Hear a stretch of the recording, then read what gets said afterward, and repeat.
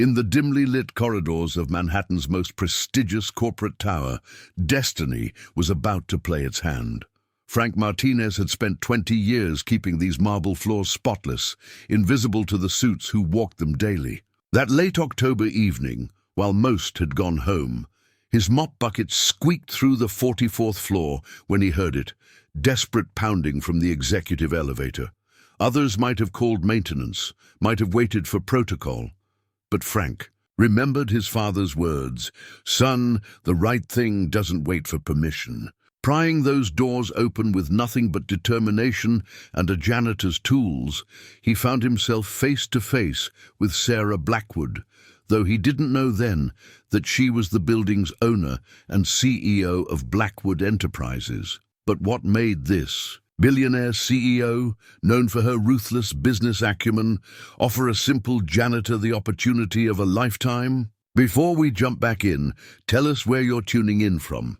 And if this story touches you, make sure you're subscribed, because tomorrow I've saved something extra special for you. Frank Martinez's day always began at 4:30 a.m., when most of Manhattan was still dreaming. In the quiet darkness of his modest Bronx apartment, he would carefully iron his gray uniform, just as his father had taught him 30 years ago. The morning ritual hadn't changed since he was 16, watching Papa Martinez prepare for his own shift at the old General Hospital. The faded photograph on his dresser showed them both in matching uniforms. Frank's still crisp and new, his father's weathered by years of honest work. "Dignity isn't in what you do, hee-ho," his father would say, straightening Frank's collar. "It's in how you do it." Those words had become the foundation of Frank's life, carrying him through 2 decades of service at the Blackwood Tower. His small, efficiency apartment told the story of a life lived simply, but with purpose. The walls were adorned with certificates from night classes he'd taken at the community college, business administration, building maintenance, even some computer basics. Not that anyone at work knew about them. Between the evening shifts and caring for his father during his final years, Frank never had the chance to pursue something more. But he never complained. Papa Martinez hadn't raised a son who measured success by the size of his office. The subway ride to Manhattan was his quiet time, watching the city wake up through scratched windows. He'd arrive at the tower by 6:15, walking through the employee entrance, where security guard Joe would greet him with the same nod he'd given for 15 years. The basement locker room was his first stop, where he'd methodically check his cleaning supplies, just as he did every morning. "Morning, Mr. Martinez," young Tommy, the new weekend janitor, would say whenever their shifts overlapped. Frank had taken the boy under his wing, teaching him the proper way to maintain the expensive marble floors, how to be thorough without being seen, and most importantly, how to treat every task with respect. "You've got magic in those hands, Mr. M," Tommy would joke, watching Frank restore a scuffed section of flooring to its original glory. "No magic," Frank would reply, "just patience." The other janitors called him the Ghost, because he could clean an entire floor without anyone noticing his presence. It wasn't about being invisible, it was about being considerate. He knew which executives arrived early and needed their offices ready first, which ones worked late and preferred their cleaning done in the morning, and which ones suffered from allergies and needed extra attention to dust. Sometimes, in the quiet moments between tasks, Frank would stand by the floor-to-ceiling windows, looking out at the city he'd helped maintain for so long. He'd watch the sunset paint the surrounding buildings in gold and purple, remembering his father's words about the nobility of work well done. In those moments, he didn't feel invisible at all. He felt like a guardian, a keeper of order in this small corner of the world. His personal life was equally methodical. Sunday dinners with his sister Elena and her kids in Queens, Wednesday night dominoes with the old-timers in his neighborhood, and Saturday morning volunteering at the community center where his father had taught him to play chess. The center's director had offered him a paid position several times, but Frank always declined. "I already have a job," he'd say. And some things are better kept as gifts. The old-timers at the center would often ask why he never married, never had kids of his own. Frank would just smile and shrug, turning the conversation back to their families, their concerns, their lives. The truth was, between caring for his father and maintaining his work ethic, relationships had always seemed like a luxury he couldn't afford. His sister Elena would try to set him up occasionally, but Frank's dedication to his responsibilities always took precedence. But Frank had his treasures. The letter his father wrote him before passing away, praising the man he'd become. The thank you card from Mrs. Thompson on the 32nd floor, the only executive who knew his name after he'd found and returned her lost wedding ring. The chess set his father had taught him on, now used to teach kids at the community center. These small tokens reminded him that a life of service wasn't a life unlived. It was just a different kind of richness. As he walked through the marble lobby each morning, polished to perfection by his own hands, Frank would straighten his name tag and remember his father's words about dignity. He might be invisible to most of the people rushing past him, but in his heart, he knew the truth. He was essential, a vital part of the building's heartbeat, keeping its rhythm steady and sure. Day after day, year after year, Sarah Blackwood had always prided herself on maintaining composure under pressure. Running a multi-billion-dollar corporation meant handling crisis after crisis with grace. But trapped in her own building's elevator, 44 floors above Manhattan, she felt that carefully constructed control beginning to crack. The board meeting had run later than usual, discussions about quarterly projections and market strategies stretching well past 9. Sarah had stayed even longer, reviewing acquisition proposals until her eyes burned. Now, at nearly 11, her Louboutin heels echoed in the empty corridor as she headed for the executive elevator, a private convenience she rarely appreciated until tonight. The first warning was subtle, a slight shudder as the car descended. Then darkness. The emergency lights flickered on, casting everything in an eerie blue glow. Sarah pressed the emergency button. Once, twice, nothing. Her phone showed no service, an infamous dead spot in the elevator shaft that her tech team had never managed to fix. She looked at her reflection in the polished doors. CEO of Blackwood Enterprises, trapped like a mouse in a cage. Time moved strangely in the confined space. Sarah removed her designer blazer, already feeling sweat beneath her silk blouse. The air seemed thinner with each passing minute. She thought of her daughter Emma's 10th birthday party she'd missed last week, promising to make it up to her. This weekend, would she make it home tonight? The thought triggered something primal, something that didn't care about quarterly reports or board meetings. She began to pound on the doors, her usual dignified restraint abandoned. Her expensive heel snapped as she kicked the wall in frustration, the broken strap a perfect metaphor for her current situation. The carefully maintained facade was crumbling, just like her father had always predicted it would. "You can't control everything, Sarah," he'd say, but she'd spent 20 years proving him wrong. Until now. The sound of movement outside the elevator sent hope surging through her chest. "Hello?" she called out, forcing her voice to remain steady. "Is anyone there?" The response came not in words, but in the grinding sound of metal on metal. Someone was manually prying the doors open. Sarah stepped back, watching as fingers appeared in the gap, then hands, straining with effort. The doors slowly parted, revealing a face she'd passed 100 times, but never truly seen. He was older than she'd expected, with silver threading through dark hair and lines around his eyes that spoke of both laughter and worry. His uniform was perfectly pressed, despite the late hour, the name tag reading Frank Martinez gleaming under the emergency lights. But it was his eyes that caught her attention.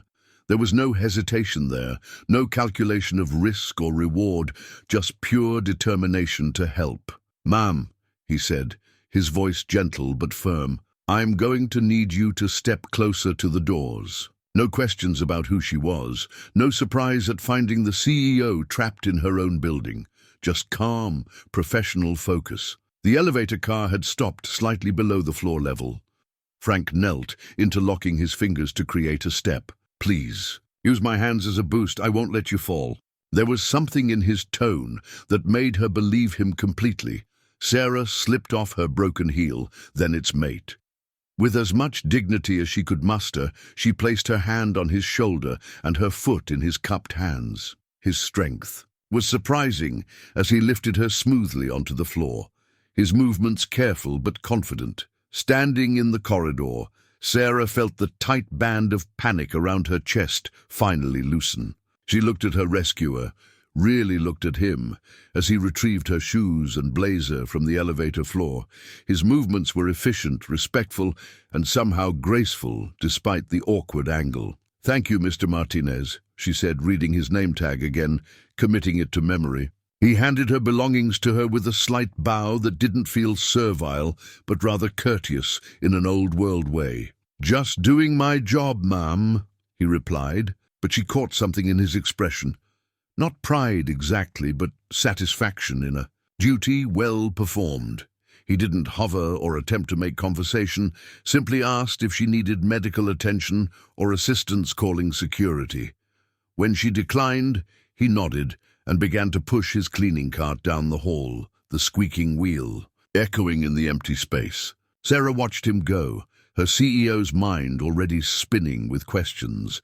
Who was this man who acted with such quiet competence? What else had she missed by never really seeing the people who kept her building running? She pulled out her phone. Service restored now that she was out of the elevator.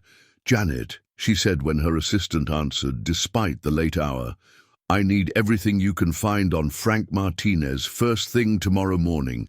And, Janet, mark this as priority 1.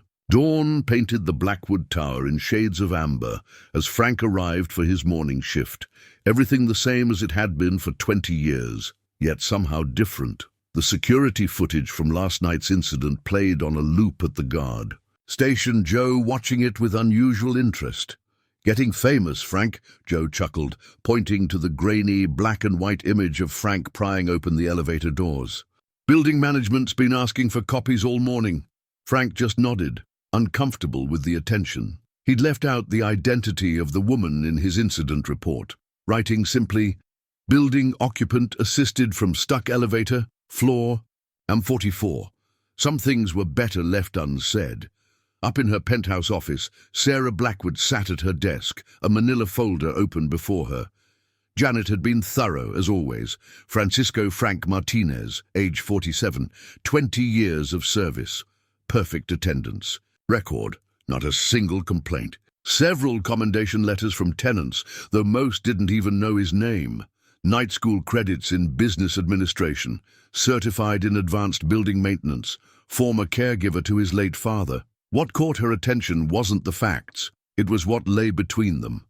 The pattern of a man who consistently chose to better himself while remaining in service to others. Her father would have called it character. Sarah called it potential. The security footage played on her laptop, showing the rescue from multiple angles. She watched herself emerge from the elevator, disheveled but safe, thanks to the quick thinking of a man who could have simply called maintenance and waited for protocol to take its course. "Ms. Blackwood," Janet's voice came through the intercom. "The board members are asking about the elevator incident. They're concerned about liability." Sarah smiled, remembering a time when she'd have shared their concerns. "Tell them it's being handled," she replied, closing the folder. "And Janet, schedule a meeting with HR. I want to review our internal promotion policies." Meanwhile, Frank went about his morning routine, trying to ignore the whispers that followed him through the lobby. The overnight security team had talked, and now everyone knew about the rescue. His fellow maintenance workers clapped him on the back, making jokes about him being a hero. "Just doing my job," he'd reply, the same words he'd said to the woman in the elevator. He thought about her now, how she'd maintained her dignity even in distress. He'd seen plenty of executives lose their composure over far less. The morning passed in a blur of familiar tasks, though Frank found himself paying extra attention to the executive floor. He noticed things he'd never considered before. The family. Photos on Ms. Blackwood's desk visible through her office windows. The way her assistant organized papers with meticulous care. The fresh flowers delivered every Monday morning. Around noon, his supervisor approached, looking uncomfortable. "Frank, you got a minute?" The man shifted from foot to foot, clutching a clipboard. "Just got a request from upstairs. They want to see your maintenance certificates, all of them, and your education records." Frank felt a flutter of anxiety in his stomach. Was there trouble about the elevator? Had he broken some protocol he didn't know about? "Everything's in order," he said calmly, though his mind raced. "I'll bring them in tomorrow." "They want them today, Frank, and—" The supervisor paused. "They're asking about your availability for a meeting. Upstairs." The word upstairs held special meaning in the Blackwood Tower. Upstairs meant the executive. Floor meant power, meant the kind of people who didn't usually concern themselves with janitors. Frank thought of his father's words about dignity. Whatever was coming, he would face it with the same quiet pride he brought to every task. "I'll get those documents for you right away," he said, already mentally cataloguing where each certificate was stored in his apartment. As the day wound down, both Sarah and Frank felt the weight of approaching change. In her office, Sarah reviewed Frank's file one more time, growing more certain of her unorthodox plan. She thought of her father, who'd started as a stock boy and built Blackwood Enterprises through sheer determination and an eye for untapped potential. In the basement locker room, Frank changed out of his uniform, carefully hanging it up for tomorrow. The security footage still played at the guard station as he left, but he didn't look at it. Instead, he thought about his father's photo on his dresser at home and wondered what tomorrow might bring. The executive floor access card felt foreign in Frank's hand, its sleek surface a stark contrast to his calloused fingers. He stood before the private elevator, the same one he'd opened 2 nights ago, dressed in his best clothes, a navy blue suit he'd worn to his father's funeral, pressed meticulously the night before. His certificates and diplomas were tucked into a worn leather portfolio, another inheritance from his father. The overnight maintenance crew had whistled when he walked through the lobby, Miguel calling out, "Looking sharp, jefe." But now, alone in the elevator, Frank felt every bit the janitor playing dress-up. The car moved smoothly, no hint of the malfunction that had started this whole situation.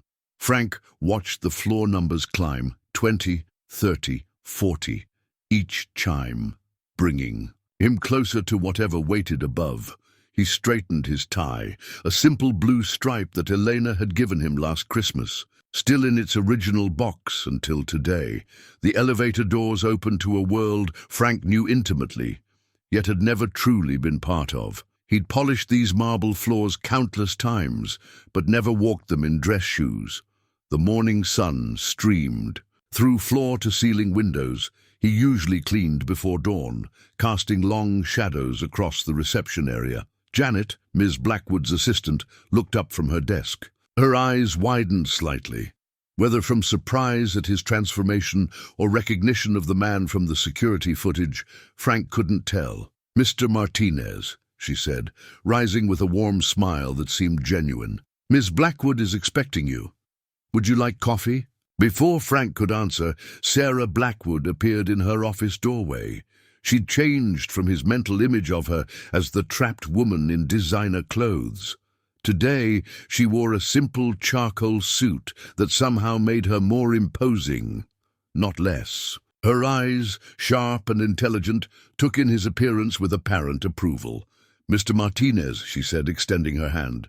"Please come in." Her handshake was firm, professional, but there was something else in her manner, a hint of the vulnerability he'd witnessed in the elevator, now transformed into something like kinship. Sarah's office was larger than Frank's entire apartment, with views of Manhattan that made the city look like a model train set. He'd washed these windows hundreds of times, but had never stopped to appreciate the view from this side.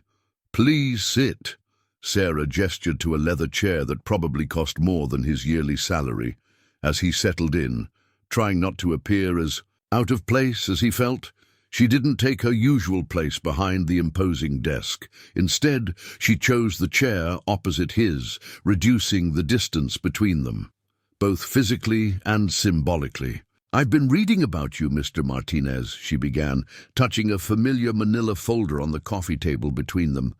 20 years of service, perfect attendance, multiple certifications, night school."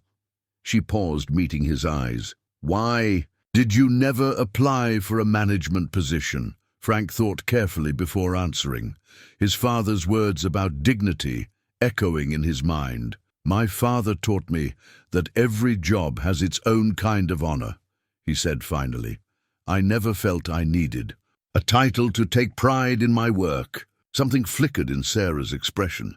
Recognition, perhaps, or remembrance. "My father started in the mailroom," she said quietly. "He used to tell me that true character shows in how you treat people when you think no one's watching." She leaned forward slightly. "I've watched the security footage from that night, Mr. Martinez, but more importantly, I've watched other footage. Hours of you working when you thought no one was looking. Always thorough, always professional, always treating this building and everyone in it with respect." Frank felt the weight of her words, the careful observation they represented. "Thank you, ma'am." "Sarah," she corrected, then stood abruptly, moving to the window. "Do you know what I see when I look out here, Mr. Martinez? I see potential. Thousands of people, millions of stories, endless possibilities." She turned back to him. "But sometimes we miss the potential right in front of us because we're too busy looking at the horizon." She returned to her seat, her movements deliberate. "I have a proposition for you, Mr. Martinez. One that might seem unusual, perhaps even uncomfortable at first. But before I make it, I need to know something." She paused, studying his face. "Are you ready for your life to change?" Frank sat at his small kitchen table, the afternoon sun casting long shadows across the resignation letter he'd written and rewritten 5 times. Sarah Blackwood's offer echoed in his mind. Director of Operations for the entire Blackwood Enterprise. Portfolio, travel, responsibility, a salary that made him dizzy just thinking about it. A life so far removed from his current one that it felt like a dream. "We need someone who understands buildings from the ground up," she'd said. "Someone who sees the details others miss. Someone who knows the difference between managing things and understanding them." Her words had been carefully chosen, respectful of his current position, while illuminating the path to something more. The worn chess set his father had given him sat open on the table, the pieces arranged mid-game, just as he'd left them after. His last session teaching kids at the community center. He picked up the knight, feeling its familiar weight. His father had taught him that the knight was special, the only piece that could jump over others, change direction, see the board from a different angle. "Frankie?" Elena's voice carried through the apartment as she let herself in with her spare key. His sister took one look at him in his suit, the papers spread across the table, and stopped short. "What's going on, hermano?" He told her everything. The elevator rescue, the meeting, the offer. Elena listened without interrupting, her eyes growing wider with each detail. When he finished, she sat heavily in the chair across from him.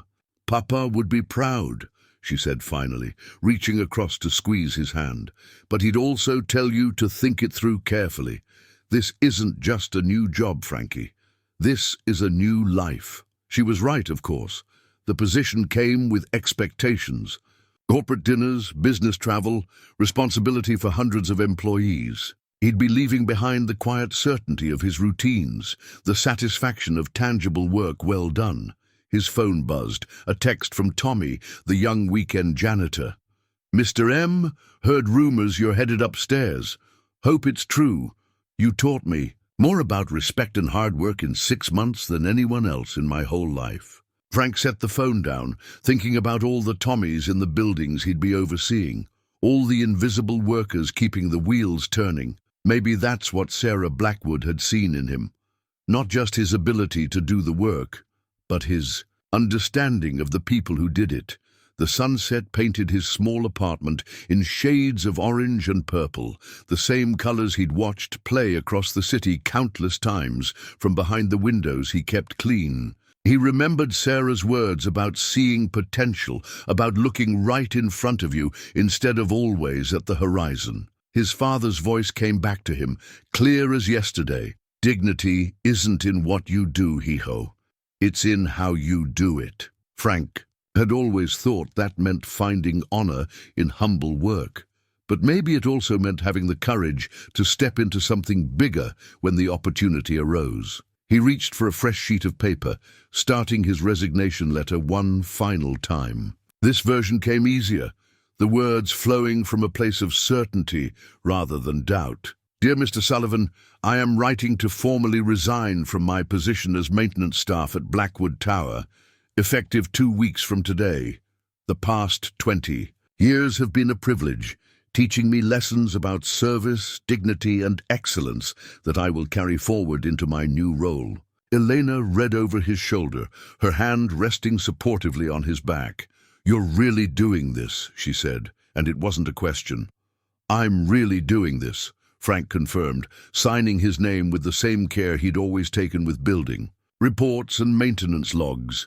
He folded the letter precisely, squaring the corners with habitual attention to detail. Looking around his apartment, at the life he'd built here, Frank felt not sadness, but a quiet appreciation. Every certificate on the wall, every saved penny, every late night of study, they hadn't been preparation for this specific opportunity, but they had prepared him nonetheless. He picked up his phone to call Sarah's direct line, the number she'd impersonally written on her business card.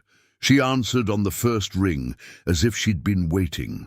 Miss Blackwood, this is Frank Martinez. He paused, looking at his father's photograph on the dresser. I'd be honored to accept the position. Her response was warm but unsurprised, as if she'd known his answer before he did. Excellent. And Frank, remember what I said. Call me Sarah. We're going to be working very closely together. After hanging up, Frank stood at his window looking out at the city. Tomorrow would bring 1,000 changes, challenges he couldn't yet imagine. But tonight, in the growing darkness, he felt something he hadn't experienced in years. The quiet excitement of stepping into the unknown, armed with nothing but his father's wisdom and his own hard-earned principles. The morning sunlight struck the mahogany desk in Frank's new office, his office, casting a warm glow across the leather chair he still didn't feel comfortable sitting in. His maintenance uniform had been replaced by a charcoal grey suit from Brooks Brothers, courtesy of the corporate styling team Sarah had insisted on. Image matters in this world, she'd said, even if we both know it shouldn't. The wall of windows behind him offered the same view he'd cleaned countless times, now permanently his to admire. 44th floor, corner office, right next to Sarah's. The symbolism wasn't lost on him. This was the same floor where he'd heard her pounding on the elevator doors that fateful night. Mr. Martinez, his new assistant, Kevin, appeared at the door. Your first executive meeting starts in 10 minutes. Would you like me to walk you through the agenda? Frank nodded, grateful for the young man's patience with his endless questions about corporate protocol. Kevin had been handpicked by Sarah's assistant, Janet, and his quiet efficiency reminded Frank of himself at that age, eager to prove his worth through action rather than words. The conference room was already full when Frank arrived. Faces he'd known for years only as early morning glimpses or evening shadows, now turned to study him openly. Richard Chen, VP of Finance, who'd never once looked up from his phone when passing Frank in the hallway, now offered a practiced smile. Patricia Morrison from Legal, whose office he'd cleaned at 4 a.m. for 15 years, seemed unable to reconcile the man in the suit with the one who'd emptied her wastebasket. Sarah sat at the head of the table, her presence both commanding and reassuring. She'd spent the past week personally introducing Frank to key personnel, her support clear and unwavering. Now she gestured to the empty chair to her right, her clear signal to the room about his new status. Let's begin with operations. Sarah said, nodding to Frank. Mr. Martinez has completed his initial review of our building management systems across all properties. Frank took a deep breath, remembering his father's words about dignity. He opened the leather portfolio, new, a gift from Elena, and began to speak. Thank you, Ms. Blackwood. During my assessment, I've identified several areas where we can improve both efficiency and employee satisfaction. He walked them through his findings, pointing out patterns that only someone who'd worked from the ground up would notice. The way the night shift scheduling created unnecessary overlap in some buildings while leaving gaps in others. How certain maintenance protocols actually created more work while solving nothing.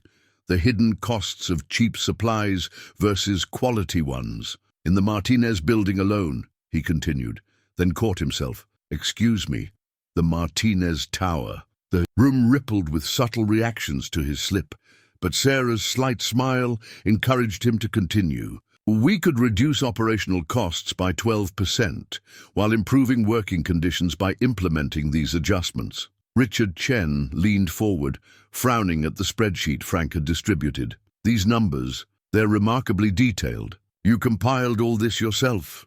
Yes, sir, Frank replied, keeping his voice steady. 20 years of observation, plus the night school accounting courses I completed at Borough of Manhattan Community College. The room fell silent. Frank could feel them reassessing him, their preconceptions shifting uncomfortably. Sarah's voice broke the tension. This is exactly why Mr. Martinez was the perfect choice for this position. He brings a perspective we desperately needed. As the meeting continued, Frank felt himself settling into a strange, new rhythm. He'd spent decades being invisible in rooms like this, absorbing their dynamics, learning their patterns. Now he was part of the pattern, his voice carrying weight, his observations demanding attention. After the meeting, Sarah held him back. You did well, she said, straightening a stack of papers with habitual precision. But I saw you hesitate a few times. Remember, Frank, you earned this position. Your experience is your strength, not your weakness. Frank nodded, thinking of the maintenance staff he'd seen that morning, their uncertain waves and awkward greetings. He was walking between worlds now, no longer fully part of either. It's an adjustment, he admitted. Of course it is, Sarah replied, her tone softening. But that's exactly why we need you. This company has plenty of executives who've never cleaned their own offices. What we needed was someone who understands both the boardroom and the boiler room. She paused, studying him. Just keep being who you are, Frank. That's why I chose you. Walking back to his office, Frank passed the executive elevator where it had all begun. The maintenance team had finally fixed the dead spot in cell service, one of his first approved projects. Small changes, he thought, but meaningful ones. One floor at a time, one decision at a time, he would prove that Sarah's faith in him wasn't misplaced. Frank stood in the basement of the Chen building, Blackwood Enterprises' troubled Los Angeles acquisition, listening to the hum of machinery that others might have missed. Around him, consultants in expensive suits clutched tablets displaying complex efficiency reports, while building managers rattled off statistics about the property's declining performance. The numbers don't add up, Richard Chen was saying, his frustration evident. We've pumped millions into modernizing this building, but operating costs are still 30% higher than our other properties. He turned to Frank. You've been quiet, Martinez. Any insights? Frank held up his hand, silencing the mechanical chorus of explanations and excuses. Listen, he said softly. The group fell quiet, faces puzzled. That sound, the ventilation system, it's fighting itself. He walked over to a maintenance panel, one that the modernization team had covered with sleek new digital controls. But Frank knew what lay beneath. He'd seen it 1,000 times in older buildings, the ghost of old systems haunting new installations. May I? He asked the building manager, who nodded uncertainly. Frank pulled off the digital panel, revealing the original analog controls behind it. Here's your problem. The new system is trying to regulate temperature without understanding the building's original design. It's like putting a Ferrari engine in a classic Mustang without adjusting the transmission. Sarah, who had been observing quietly from the back, stepped forward. Can it be fixed? Frank nodded, already rolling up his sleeves. The bones of this building are solid. We just need to help the old and new systems talk to each other. He turned to the maintenance staff hovering nearby. Who here knows this building best? An older man in a worn uniform stepped forward. I've been here 23 years, sir. Sir? Frank smiled, recognizing himself from not so long ago. Call me Frank. Tell me about this building's rhythms. How does it breathe?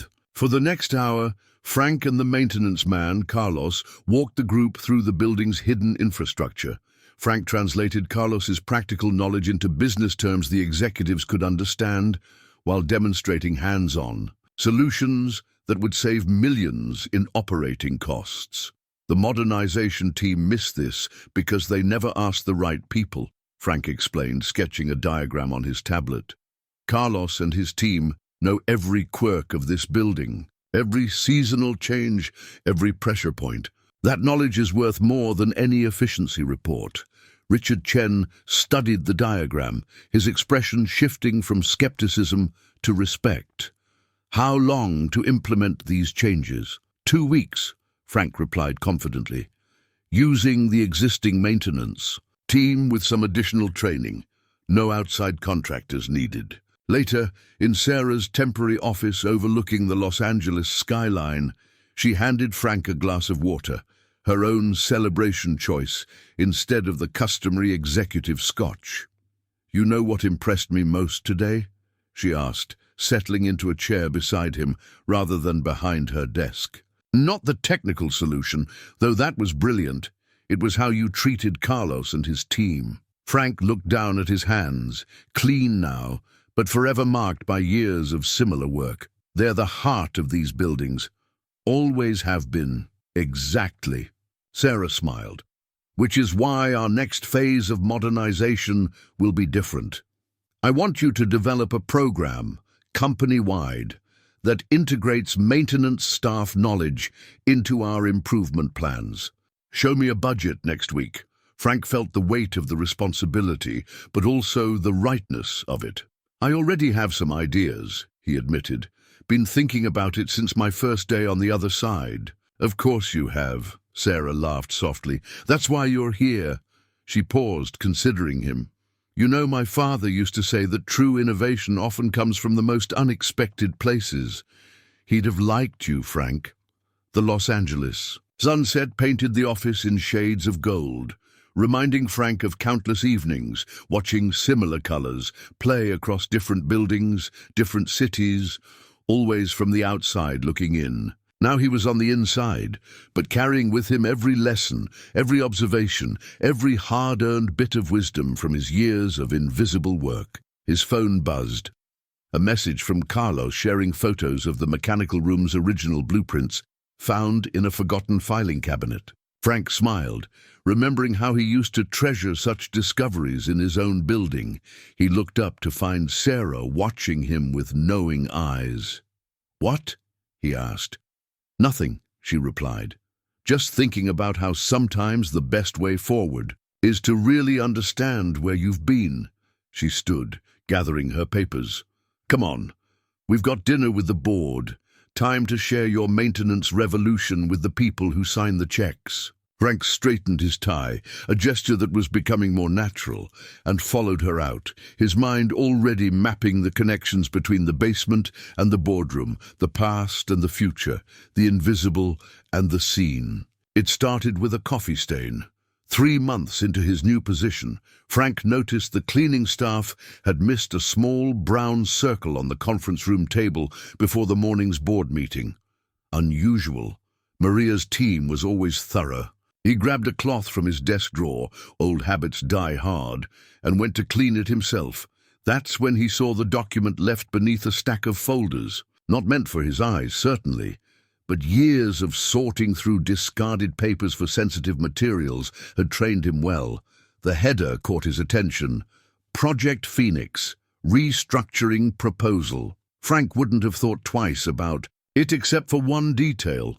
The document used letterhead from Chen International Holdings, Richard Chen's family company, not Blackwood Enterprises. And there, in crisp black ink, was a proposal to spin off the property management division, Sarah's primary area of control since her father's death. Something interesting in those coffee rings. Frank straightened up to find Janet, Sarah's assistant, watching him from the doorway. 25 years as Sarah's right hand had given her an almost supernatural ability to appear when secrets were at risk of exposure.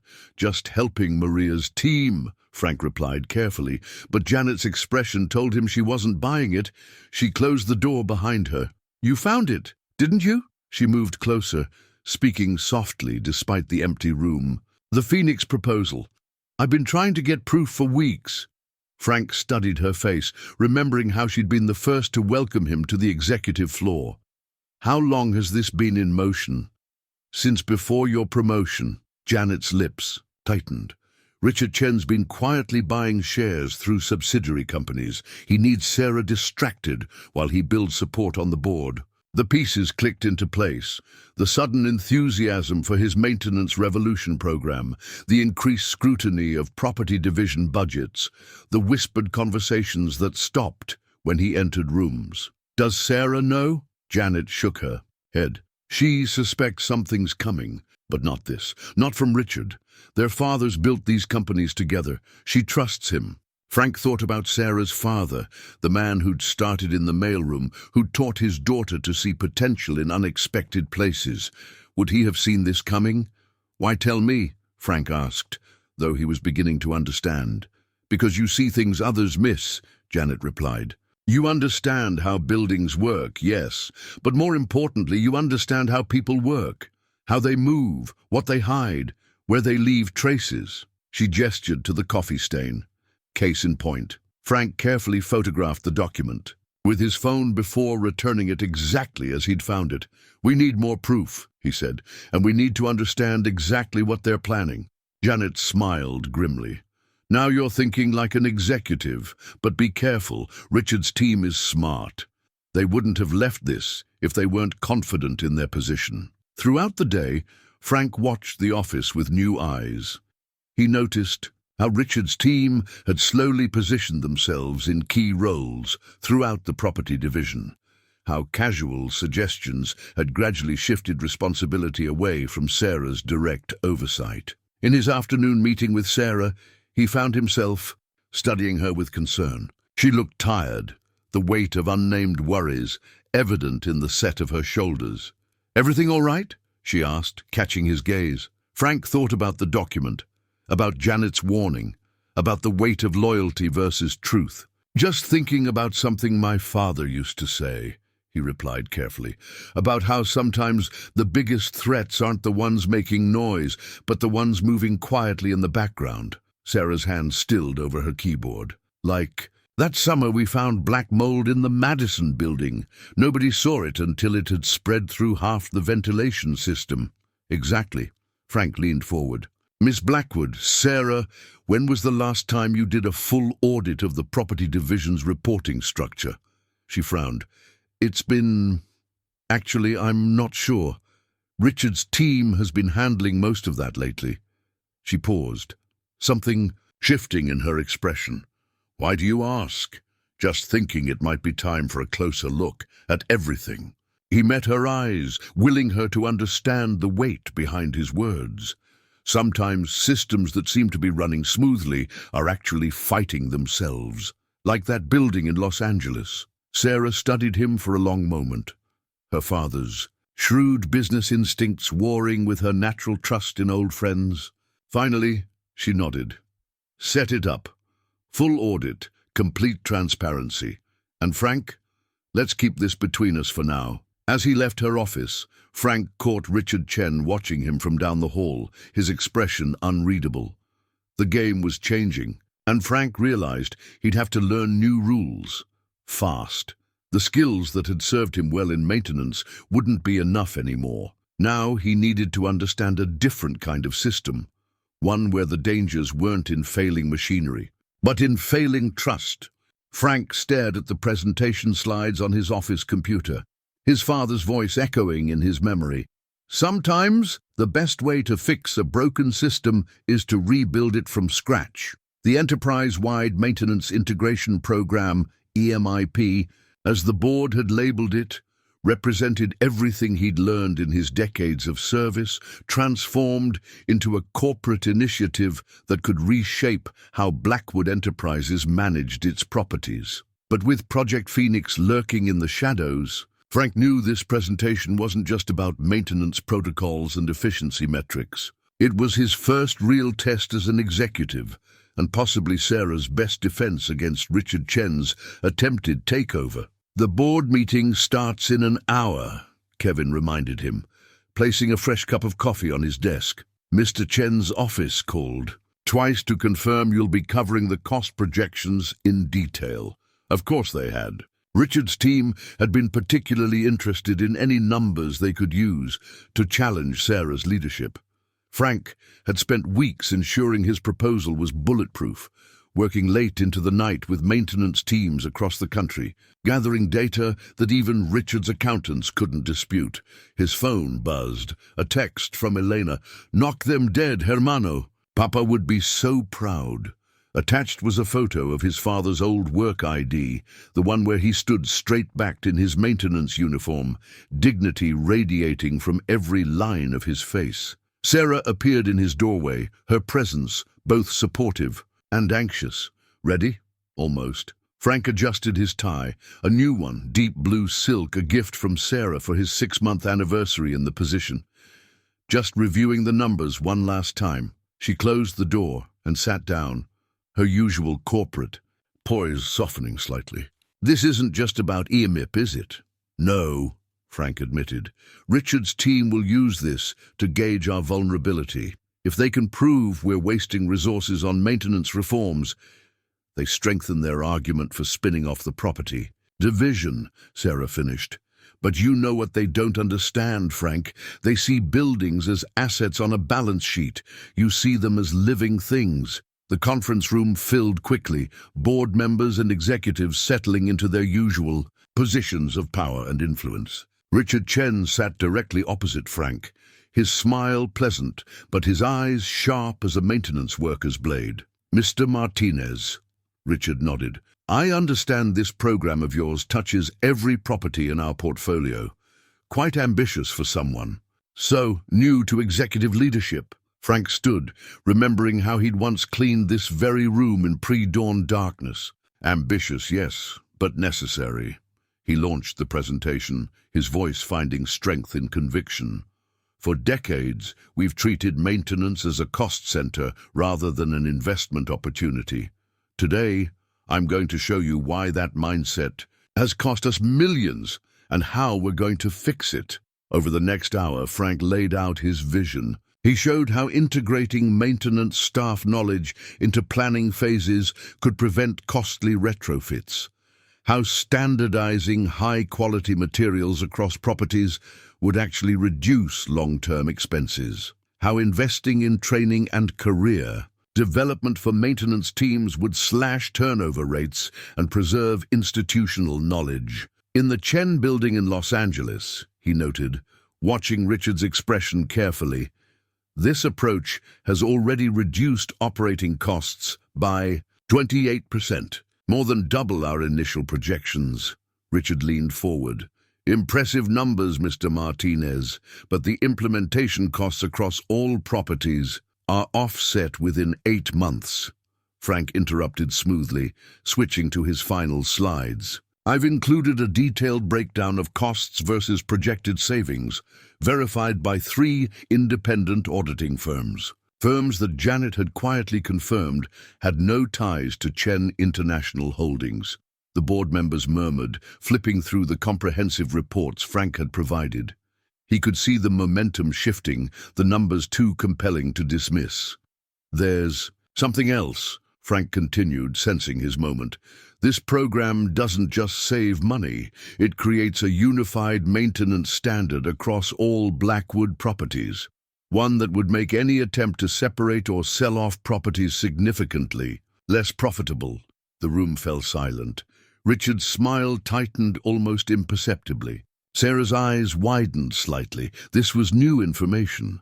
A strategic dimension to EMIP she hadn't anticipated. Making our infrastructure more efficient makes it more valuable, Frank concluded. But making it more integrated makes it more secure. I learned that lesson maintaining these buildings for 20 years. Some systems work best when they're kept together. The board voted unanimously to approve EMIP, with immediate implementation across all properties. As the room cleared, Richard lingered, his expression unreadable. "Well played, Mr. Martinez. I underestimated you. A lot of people have," Frank replied quietly, usually while looking down. Later, in Sarah's office, she poured them both sparkling water. "You didn't just present a maintenance program today," she said. "You created a corporate defense strategy disguised as a maintenance program." Frank smiled, thinking of all the years he'd spent learning how buildings protected themselves against external threats. Sometimes the best security isn't in the locks or cameras, he said. It's in how tightly everything works together. Sarah raised her glass. To working together then, and to whatever comes next. Frank clinked his glass against hers, knowing that Richard Chen's team would be regrouping, planning their next move. But for now, he had proven himself not just to the board, but to himself. His father had been right. Dignity wasn't in what you did, but how you did it. Even in the corporate battlefield, those words still held true. The card appeared on Frank's desk 1 month after EMIP's implementation. Cream-colored stationery with elegant handwriting. "Thank you for seeing us." It was signed by Maria's entire cleaning crew, the same team he'd worked alongside for years. But it wasn't the only change he'd noticed since his program began transforming Blackwood's properties. Walking through the Madison Building's lobby, Frank watched as a maintenance worker confidently approached the property manager, blueprints in hand, pointing out potential improvements. In Los Angeles, Carlos had been promoted to Building Systems Coordinator, a position Frank had created specifically to bridge the gap between maintenance and management. The old hierarchies were shifting, slowly but surely. "Your fan club is growing," Sarah commented, falling into step beside him as they headed to their weekly operations review. She handed him a financial report. "EMIP's results are exceeding even your projections. The board can't stop talking about it." Frank scanned the numbers, noting with satisfaction how the maintenance team's suggestions had translated into measurable improvements. But something else caught his eye, a pattern in the data he might have missed in his old life. "Look at these energy usage spikes in the Chen building," he said, pointing to a graph.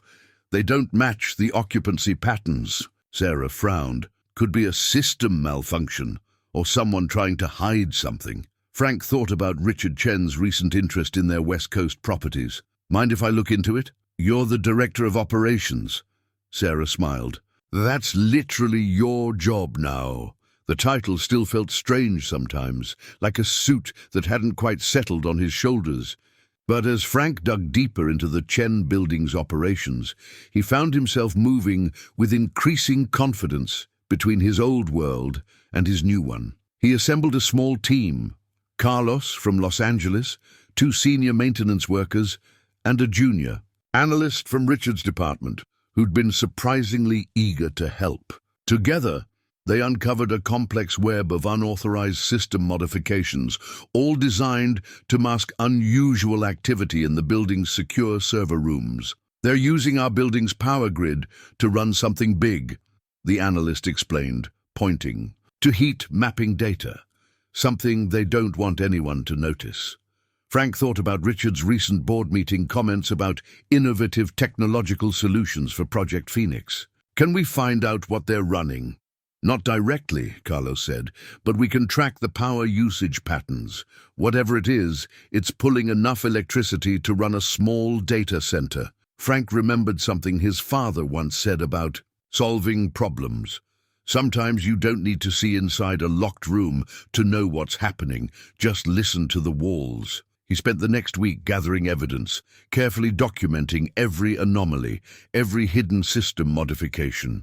The maintenance teams, energized by their new authority under EMIP, provided detailed records of suspicious requests and unusual access patterns. When Frank finally presented his findings to Sarah, her face grew increasingly serious. They're using our infrastructure to build their takeover platform, she realized, running their operations right under our noses, probably gathering data they shouldn't have access to. Yes, Frank agreed, but they made one mistake. They forgot that buildings talk to those who know how to listen. The evidence was irrefutable. Richard's team had violated multiple corporate policies, building codes, and possibly federal regulations. More importantly, they'd proven that splitting the property division would compromise the company's security. Sarah called an emergency board meeting. This time, Frank sat beside her as a full equal, his quiet confidence filling the room as she laid out their discoveries. Richard Chen's face remained impassive, but his fingers drummed an anxious rhythm on the conference table. Thanks to Mr. Martinez's implementation of EMIP, Sarah concluded, we've identified critical security vulnerabilities that must be addressed immediately.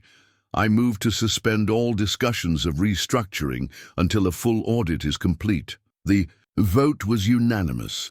As the board members filed out, several stopped to shake Frank's hand. Even Patricia Morrison from legal lingered to say, I never thought I'd say this to my former janitor, but brilliant work, Mr. Martinez. Later, alone in his office, Frank found another card on his desk. This one was from Janet, your father. Would be proud, we all are. Beneath it lay a maintenance report from his first year at Blackwood Tower, his careful handwriting noting a faulty air conditioning unit on the 44th floor. He'd fixed it himself, staying late to ensure the executive offices would be comfortable the next day. Frank smiled, touching the old report gently. He'd come so far from those days, yet in many ways, he was still doing what he'd always done, caring. For the building and its people, just from a different floor. The view might have changed, but his fundamental purpose hadn't. His phone buzzed with a text from Sarah. Dinner? We should celebrate. And I have some ideas about where EMIP should go next. Frank looked out at the city skyline. The same view. He'd cleaned for 20 years, now his to shape and protect. On my way, he replied, ready for whatever came next. Blackwood's Cinderella story, from janitor to executive, the man behind the miracle. Frank stared at the Wall Street Journal article Elena had proudly framed for his office wall, still uncomfortable with the attention. The story had sparked a media frenzy, with business magazines hailing him as a symbol of corporate meritocracy and social mobility. But it was the tabloid headlines that made him wince. Romance in the boardroom? Blackwood CEO's special interest. Informer maintenance. Man raises eyebrows. The Sunday dinner table at Elena's house had grown unusually quiet as she pushed the gossip magazine across to him. His niece Maria, usually bubbling with teenage enthusiasm, watched him with worried eyes. They're saying ugly things, Tio Frank, she said softly. About you and Miss Blackwood. Frank set his fork down. The arroz con gandules his sister had made suddenly tasteless. People will always talk, Mika. What matters is what's true. But what was true had become increasingly complicated. The long strategy sessions with Sarah had evolved into working dinners, comfortable silences, shared jokes about corporate life. She'd started calling him at odd hours, not always about business, just to share thoughts or ask his opinion. He found himself noticing things he shouldn't, the way she tucked her hair behind her ear when deep in thought, how her professional facade softened when they were alone. You've been spending a lot of time with her, Eleanor observed after the kids had left the table. And don't tell me it's just business. I know that look, hermano. What look? The same one Papa used to get when he talked about Mama. Like you found something precious and you're afraid to admit it. Frank pushed back from the table, moving to the window where the city lights twinkled like fallen stars. It's complicated, Eleanor. She's my boss. She's the CEO. And after everything with Richard Chen, life is always complicated. Eleanor interrupted. But love is simple. It either is or it isn't. Monday morning brought fresh challenges. The maintenance teams, once his closest colleagues, now treated him with a mixture of pride and uncertainty. He'd catch them whispering, conversation stopping when he approached. The executive floor wasn't much better. Subtle glances, meaningful. Pauses, careful observations of his interactions with Sarah. "They're calling you her special project," Janet warned him during a quiet moment. "Richard's people are spreading rumors that your promotion was personal rather than professional." Frank thought about the decades of hard work, the night, school classes, the careful attention to every detail that had led to this position. "Let them talk," he said firmly. "The truth is in the results." But the situation came to a head during a charity gala at the Metropolitan Museum of Art. Frank stood uncomfortable in his tuxedo, another gift from the corporate styling team, watching Sarah work the room with practiced ease.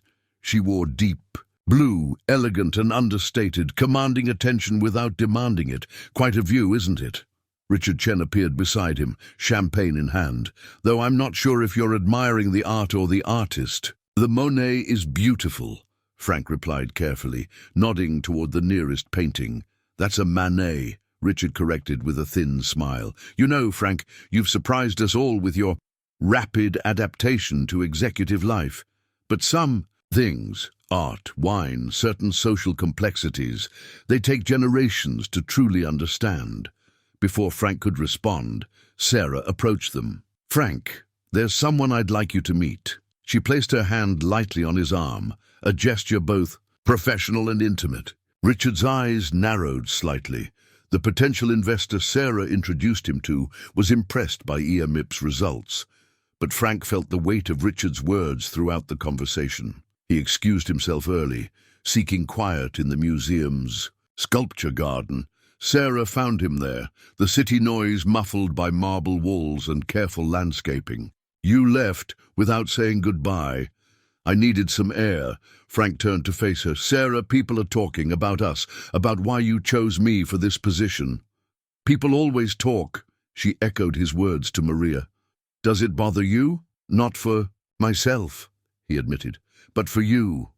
Your reputation." Sarah stepped closer, her perfume mixing with the garden's roses. "Frank, do you know why I really chose you that night? Not just because you saved me, but because when you opened those elevator doors, you didn't see the CEO of Blackwood Enterprises. You just saw someone who needed help." "And now," Frank asked quietly, "what do you see when you look at me?" Matilda. Moment stretched between them, heavy with unspoken possibilities. A photographer's flash from the gala windows brought them back to reality, reminding them of their public roles, their professional responsibilities. Sarah stepped back slightly, but her eyes held his. "I see someone who makes me question everything. I thought I knew about success, about worth, about—" She paused. "About what matters most." Frank walked her back to the gala, both of them aware that tomorrow would bring fresh headlines, new rumors, greater scrutiny. But for the first time, he wondered if Elena might be right. If beneath all the complications, something simple and true was trying to emerge. The emergency board meeting was called at dawn, the kind of hour when Frank would have once been cleaning these same conference rooms. Now, he sat beside Sarah, watching Richard Chen deliver the presentation that threatened to tear everything apart. "The evidence is clear," Richard stated, clicking through slides of carefully curated data. "The market perceives a conflict of interest in our current leadership structure. Our stock has dropped 12% since the media began speculating about personal relationships within senior management." Frank felt the weight of every glance, the whispers barely contained. The morning's headlines hadn't helped. Blackwood Enterprises, corporate fairy tale or management crisis. But it was the next slide that made his blood run cold. Someone had photographed him and Sarah in the museum garden, the image carefully angled to make their private conversation appear intimate, inappropriate. The timestamp showed it was taken moments before they'd noticed the camera flash. The board has a responsibility to protect shareholder value, Richard continued smoothly. I move to separate the property management division into an independent entity, with new leadership appointed by an external committee. Sarah's hand tightened on her pen, the only sign of her distress. This is a transparent attempt to exploit tabloid gossip for corporate gain, she said, her voice steady. The property division's performance under Mr. Martinez's leadership has been exceptional, which is precisely why he should have no objection to heading the new independent division, Richard interrupted, away from any appearance of impropriety. The implied meaning was clear: separate Frank and Sarah, or watch the company suffer. Frank thought of his father's words about dignity, about doing the right thing even when it hurt. He started to rise, ready to offer his resignation rather than damage Sarah's company. But before he could speak, Janet slipped into the room, placing a folder in front of Sarah. One look at its contents made Sarah's expression shift from defensive to triumphant. Before we vote on Mr. Chen's proposal, Sarah said, her voice carrying new authority, I believe the board should review these documents. She began distributing copies. These are records of unauthorized server access from the Chen building, traced directly to terminals registered to Chen International Holdings. Richard's composure cracked slightly. Frank watched the man's fingers drum against the table, the same nervous tell he'd noticed during previous confrontations. Additionally, Sarah continued, we have evidence of systematic data mining of Blackwood's proprietary information, coinciding precisely with the power usage anomalies Mr. Martinez's team discovered. The timing suggests this corporate espionage began shortly after the first Project Phoenix documents were drafted. The board erupted in murmurs. Richard stood. These allegations are documented, Frank interrupted quietly, finding his voice. Every unauthorized access, every system modification, every attempt to hide the evidence. The buildings don't lie, Mr. Chen. They never have. Sarah pulled up her own presentation, showing how Frank's EMIP program had created an unbroken chain of documentation. The maintenance teams Mr. Martinez trained didn't just improve our efficiency, they created an accountability system that makes corporate theft impossible to hide.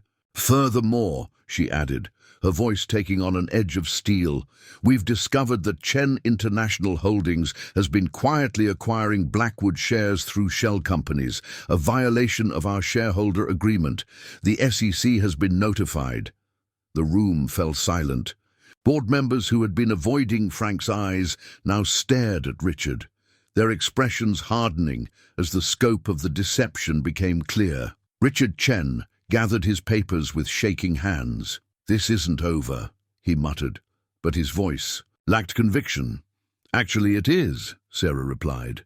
The board will receive formal resignation letters from Mr. Chen and his associates by end of day, or these findings go public tomorrow morning. After Richard stalked out, after the board voted unanimously to reject the division proposal and launch a full investigation, after the room slowly emptied, Frank and Sarah remained. The sunrise painted the city gold through the windows, reminiscent of countless mornings when he'd watched the same light while polishing these very windows.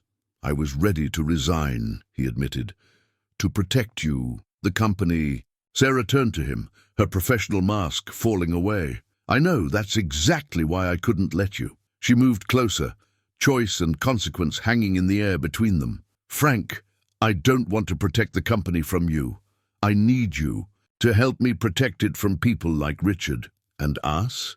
He asked quietly.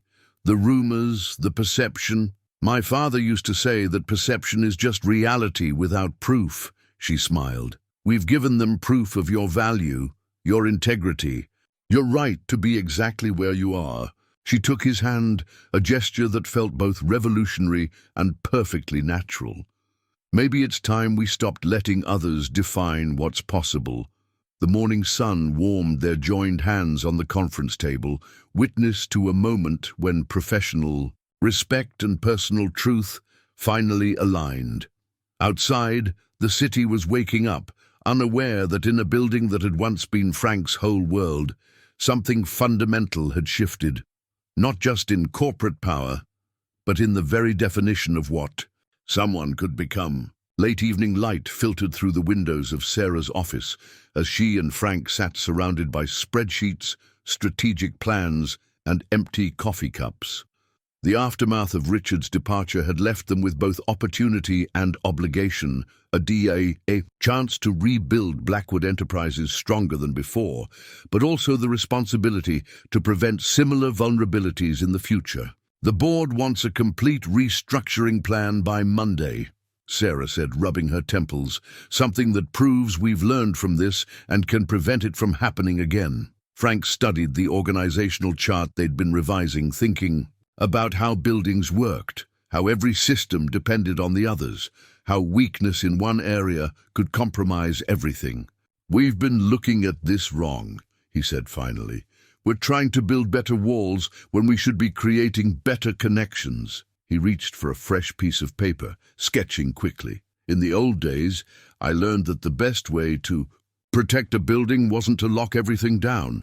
It was to make sure everyone who cared for it understood how their part connected to the whole." Sarah moved closer, watching as his diagram took shape. "Like you did with EMAP?" "Exactly, but bigger." Frank's pen moved faster as the idea crystallized. "We integrate everything, not just maintenance and operations, but all departments. Create transparency without losing security. Make it impossible for anyone to work in isolation like Richard did." He drew lines connecting different divisions, explaining how information could flow more freely while actually becoming more secure through mutual oversight. "We make everyone stakeholders in each other's success. When the maintenance team understands how their work affects finance, when finance sees how they impact operations, when everyone has skin in the game, they protect each other," Sarah finished, excitement building in her voice. "And we incentivize it. Profit sharing across divisions, cross-training programs, career development paths that encourage people to learn multiple aspects of the business." They worked through the night, their plan expanding beyond mere corporate restructuring into something revolutionary. Frank drew from his experiences at every level of the company, while Sarah applied her strategic vision and business acumen. Together, they created something neither could have conceived alone. Dawn found them still working, empty takeout containers pushed aside, the walls now covered with diagrams and flowcharts. Janet arrived early, took one look at them, and silently brought fresh coffee and bagels. "You two might want to freshen up before the executive team arrives," she suggested diplomatically. "They'll be here in an hour for the briefing." Frank looked down at his rumpled shirt, then at Sarah's disheveled hair and smiled. They probably looked like college students after an all-night study session rather than corporate leaders about to present a company-wide transformation plan. "Janet's right," Sarah laughed, running a hand through her hair. "I keep a change of clothes in my private bathroom. You should run home and—" "Already handled," Janet interrupted, producing a garment bag. "Elena dropped this off last night, when I called her. She said, and I quote, 'My brother may be a big shot executive now, but he still needs someone looking out for him.'" Frank felt a rush of gratitude for the women in his life who understood him so well. While he changed into the fresh suit, he could hear Sarah in the next room making calls, her voice energized despite the sleepless night. When they reconvened, both looking considerably more professional, Sarah caught his hand before he could reach for the door. "Frank, wait. Before everyone arrives, I need to say something." He turned, seeing in her eyes the same mix of professional passion and personal connection he'd been feeling all night. "Working with you like this," she continued, "seeing how you understand this company from every angle, how you care about every person in it. It proves what I've known since that night in the elevator. You belong here, not just in the company, but—" She paused, squeezing his hand. "Here, with me." Frank thought about the distance he'd traveled from his days cleaning these offices, about how that journey had led him not just to professional success, but to this moment, this woman, this perfect blend of purpose and possibility. "I used to watch the sunrise through these windows every morning," he said softly, "cleaning them so other people could see clearly. Now I'm helping build something that lets everyone see clearly, see their own value, their connection to something bigger." Sarah's smile held both understanding and promise. "Then let's show them that vision." The executive team arrived to find them professional and prepared. No sign of their all-night session, except the extensive plans covering the walls. As Frank began presenting their integrated transparency initiative, he felt Sarah's quiet support. Beside him, their personal and professional partnership strengthening each other. The old corporate structure, he explained, pointing to their diagrams, was like a building with walls but no windows. What we're proposing is more like a modern glass tower. Everyone can see how their work supports others, how they're all part of the same strong, beautiful whole. Looking at his audience's engaged expressions, Frank knew they were seeing what he and Sarah had created during their night of shared vision. Not just a corporate restructuring, but a new way of thinking about how people could work together, trust each other, build something lasting. Just as he and Sarah had done, personally and professionally, breaking down walls while building connections that made everything stronger. The transition wasn't smooth. Change never is, Frank had learned. Whether you're updating a building's systems or transforming a corporate culture, 3 months into implementing their integrated transparency initiative, resistance came from unexpected quarters. "The Singapore office is pushing back," Sarah reported during their morning briefing, her cell phone buzzing with urgent messages. "They're saying the new cross-departmental teams are causing confusion in the reporting structure. Houston has similar complaints," Frank added, reviewing emails from the previous night. "And the London maintenance crew is worried about the profit-sharing metrics." He understood their concerns. He'd once been the one worried about changes from above. "Maybe we moved too fast," Sarah sighed, the weight of leadership visible in her posture. They'd been working 14-hour days, flying between properties, explaining their vision again and again. The media had dubbed it the Martinez method, much to Frank's discomfort, but making it work was proving harder than creating it. Frank's phone lit up with a text from Carlos in Los Angeles. "Got that video you wanted? You need to see this." A link followed. "Put it on the screen," Sarah suggested, moving to stand behind Frank's chair, her hand resting lightly on his shoulder. These small touches had become natural between them, professional boundaries softening into something more personal yet still appropriate. The video showed a maintenance worker in the Chen building giving a presentation to senior management about energy efficiency improvements. The young man spoke with confidence, using terms from both his technical background and his newly acquired business training. The executives were engaged, asking questions, treating him as a peer. "That's Michael Chen's son," Sarah noted, referring to Richard's younger brother, who'd retained his position after proving he wasn't involved in the takeover attempt. "He's actually taking notes." "This is happening everywhere," Frank said, pulling up reports from other properties. "Look, in Chicago, the accounting team is doing weekly walkthroughs with maintenance. In Toronto, they've started a mentor exchange program between departments." Sarah leaned closer to read, her perfume mixing with the coffee aroma in his office. "They're not just following the program," she realized. "They're expanding it on their own." The intercom buzzed. Janet's voice carried a note of urgency. "You both need to see this. Turn on CNBC." The financial news showed Blackwood's stock price soaring. The headline crawler explained why Blackwood's Martinez method drives record efficiency gains. Analysts predict industry-wide adoption. "It's working," Sarah breathed, squeezing Frank's shoulder. "Not just the numbers. The culture is actually changing." But celebrations were premature.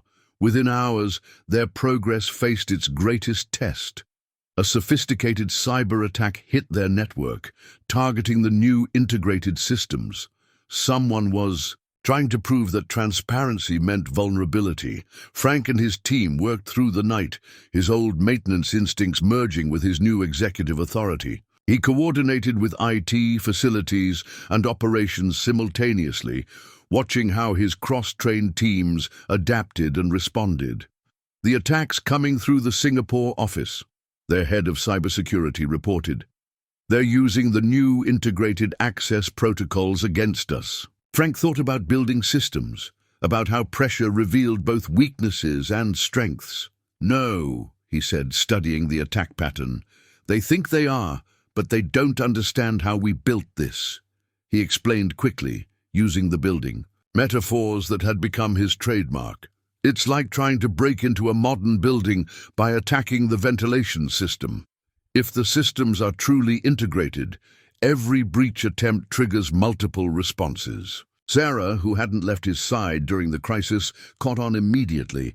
The transparency goes both ways. They can't move through our network without being seen from multiple angles. Exactly. Frank turned to the security team. Don't try to block them, track them. Every department they touch gives us another way to identify them. Within hours, they'd traced the attack to a shell company connected to Richard Chen. More importantly, they demonstrated that their integrated system was actually more secure than traditional corporate structures, not less. The next morning, exhausted but triumphant, Frank and Sarah stood in his office, watching the sunrise paint the city gold, the same view he'd admired for 20 years, now shared with someone who saw both its beauty and its potential. "You know what this reminds me of?" Sarah said softly. "That night in the elevator, I thought I was trapped, but I was actually about to be set free." She turned to face him. "You didn't just rescue me from an elevator, Frank. You showed me a whole new way of seeing things." Frank thought about his father's words, about dignity, about doing things the right way. The Martinez method wasn't really about systems or structures.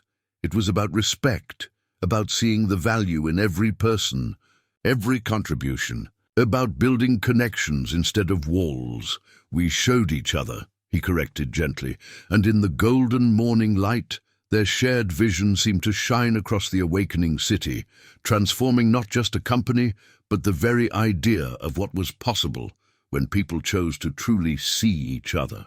The Harvard Business Review cover story hit desks on a Tuesday morning. The Martinez Revolution, How a Former Janitor Transformed Corporate Culture. The article detailed how Blackwood Enterprises' integrated transparency initiative had not only prevented a hostile takeover, but had become a new standard for corporate governance. Frank sat in his office, the magazine untouched on his desk, watching the maintenance team washing windows on the building across the street. Their movements were precise, coordinated, professional, just as his had been for so many years.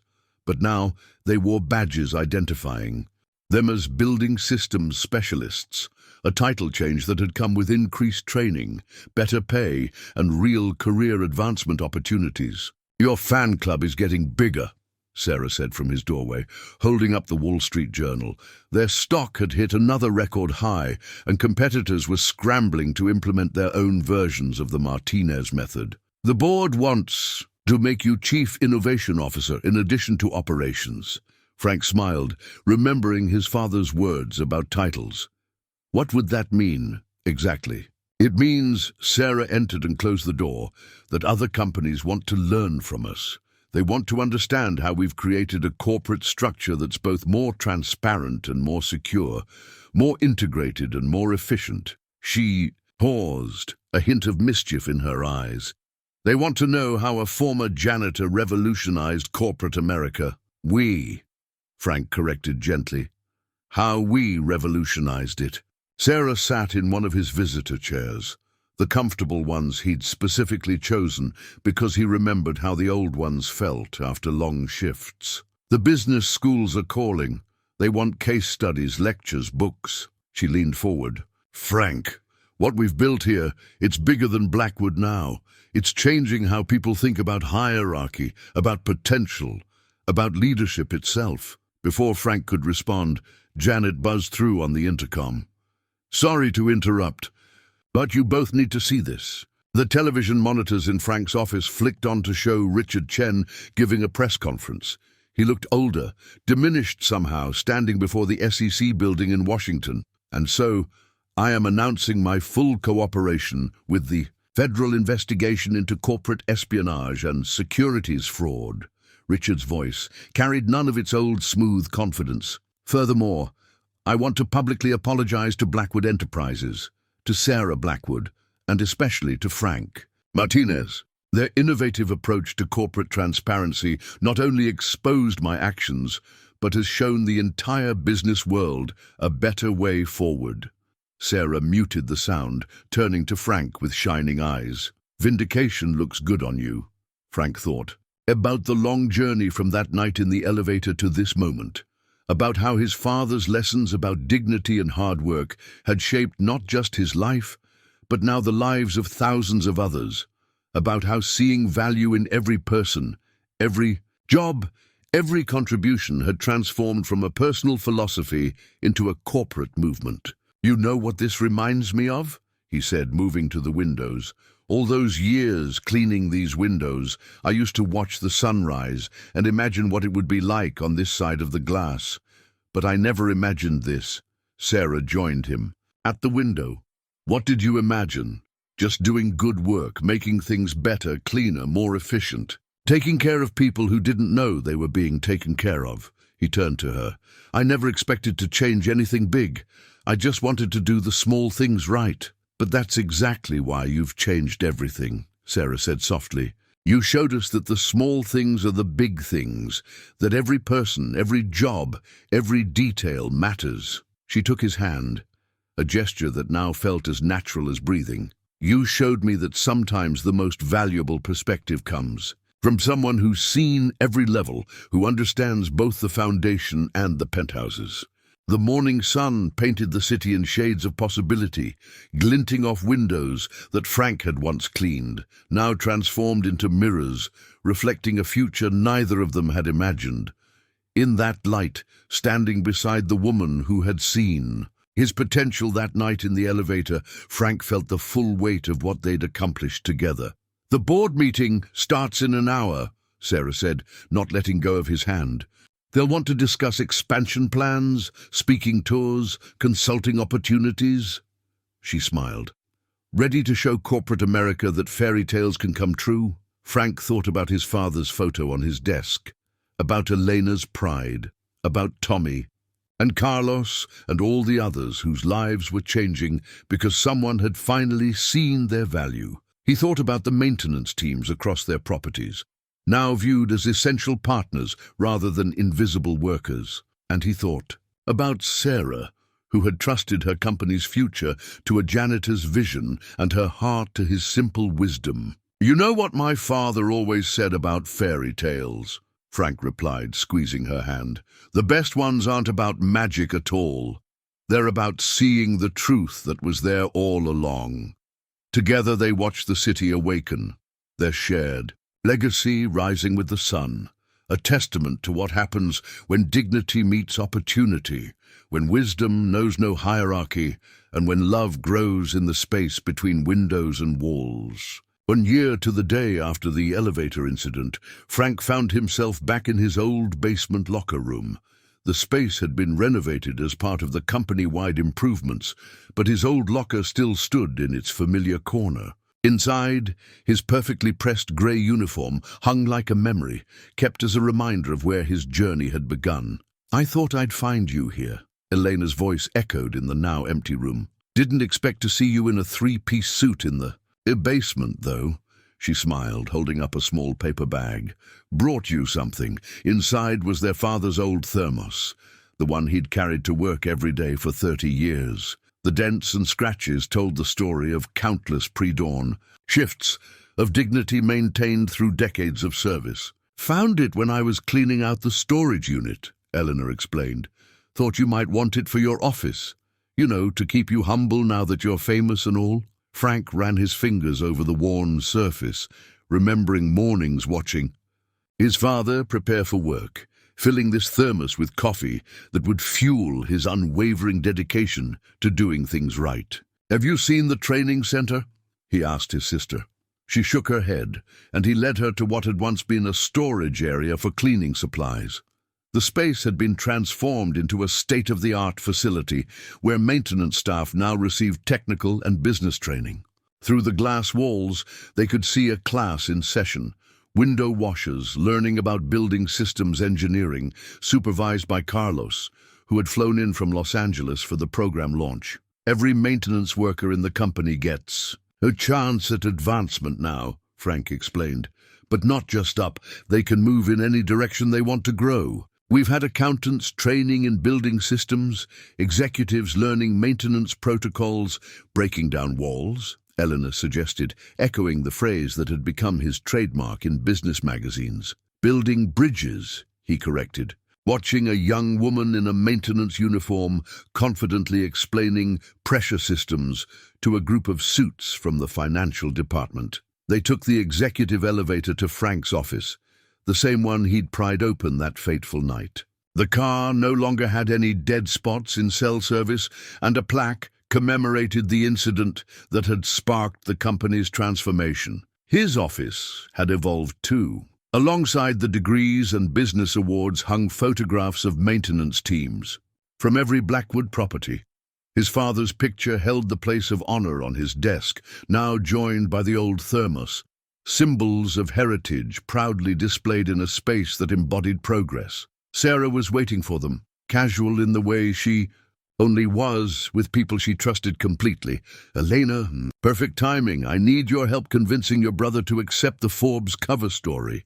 Elena laughed. Good luck. He still won't let me frame the Wall Street Journal article in his apartment, which is exactly why we need it, Sarah insisted, perching on the edge of Frank's desk with comfortable familiarity. The story isn't just about Frank anymore. It's about showing everyone that success doesn't have to mean forgetting where you came from. Frank looked out at the city, his city in so many ways. He'd cleaned these windows, maintained these buildings, and now he was helping shape their future. More importantly, he was helping shape the futures of countless others who, like him, just needed someone to see their potential. Speaking of not forgetting, Elena said with a sly smile, Mama's expecting you both for Sunday dinner, and Sarah, she wants your opinion on wedding venues. Frank and Sarah exchanged glances. They hadn't announced their engagement yet. The ring was still hidden in Frank's desk drawer, waiting for the perfect moment. But families had a way of knowing things before they were said. Your mother's getting ahead of things, Sarah said diplomatically, but her eyes met Frank's with warm promise. Mama's never wrong about these things, Eleanor winked. Remember what she said the first time Sarah came to dinner? That woman looks at you the way I used to look at your father, like you hung the moon and kept it clean too.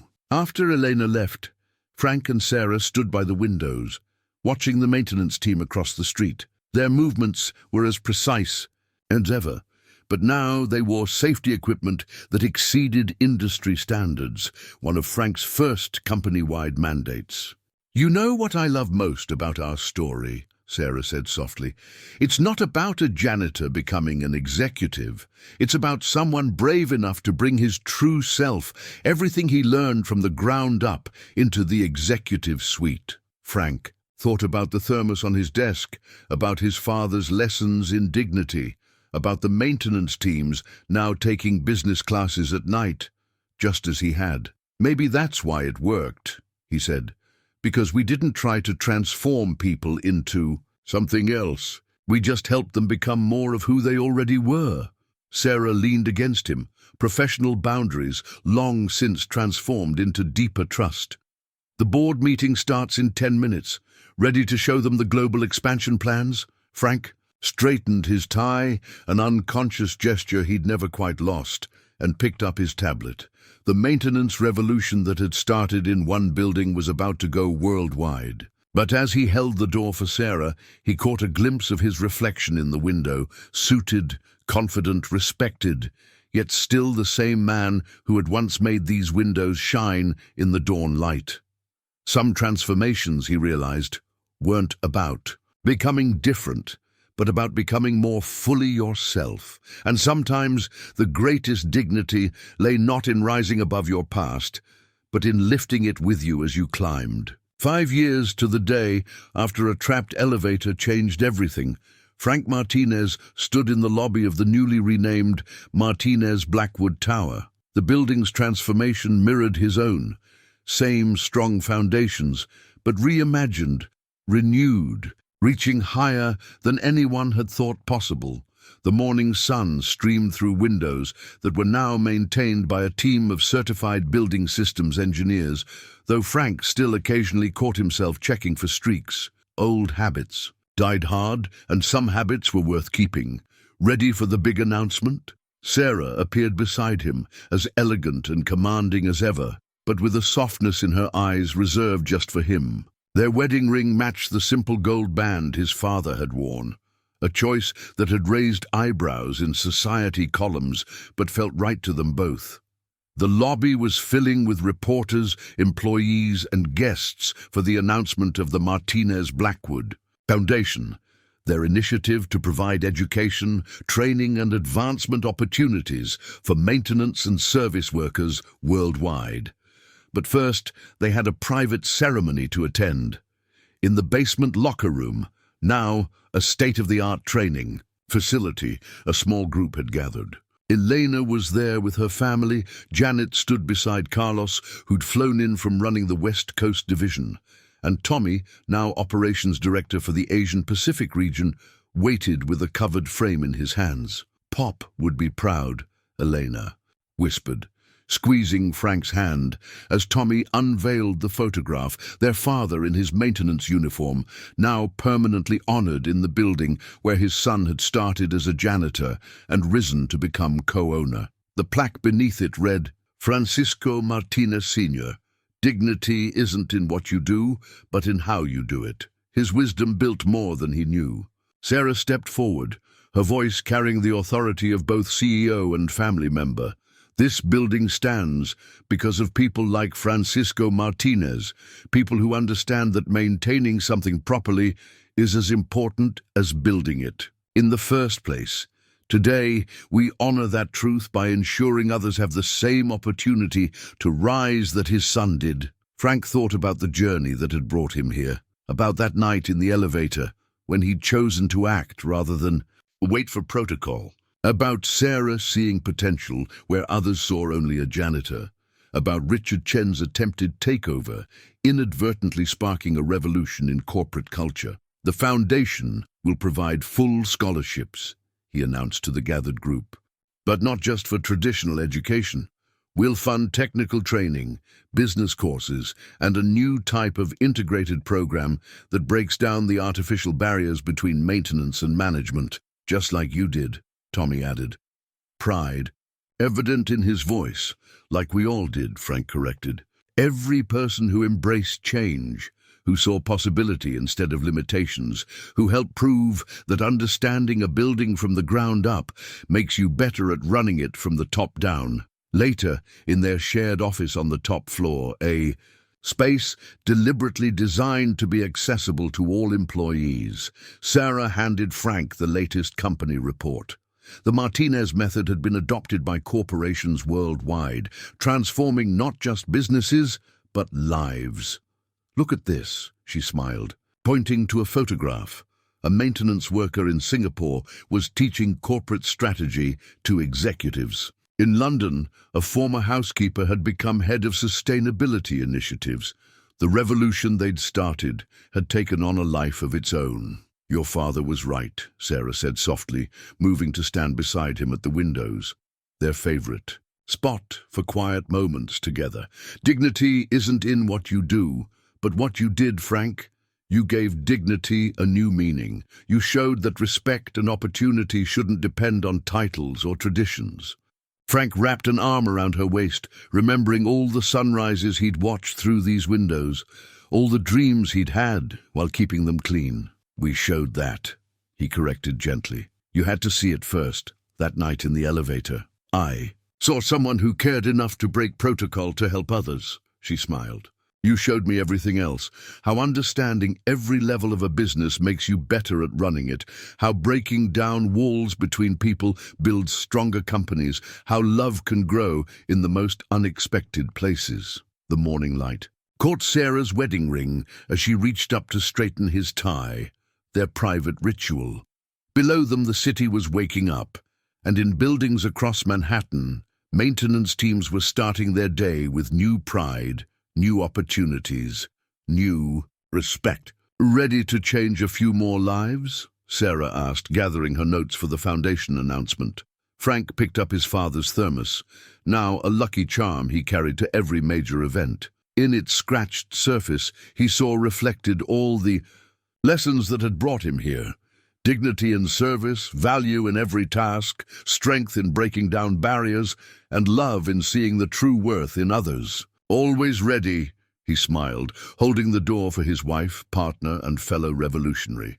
Together they headed down to the lobby where their next chapter waited to begin. Not a fairy tale anymore, but a living testament to what happens when someone looks past appearances to see the potential waiting to shine through.